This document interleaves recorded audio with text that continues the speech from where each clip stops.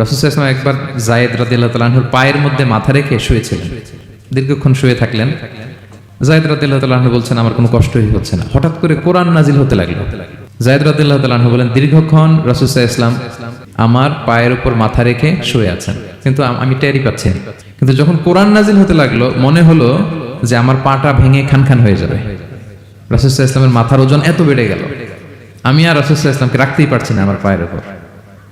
ইন্না সানুলকি আলাইকা কাওলান সাকিলা, নবী হে, আমি অনেক ভারী হেভি ওয়েট ওয়ার্ডের কোরআন আপনার কাছে নাজিল করব। সো কোরআনটা এটা অনেক সম্মানিত একটা বাণী, আল্লাহ তাআলার বাণী, অনেক ভারী একটা বাণী। এটা পাহাড় সইতে পারে না, পাহাড় ভেঙে চূর্ণ বিচূর্ণ হয়ে যেত, সে কোরআনকে আল্লাহ তাআলা আমাদের উপর নাজিল করেছেন।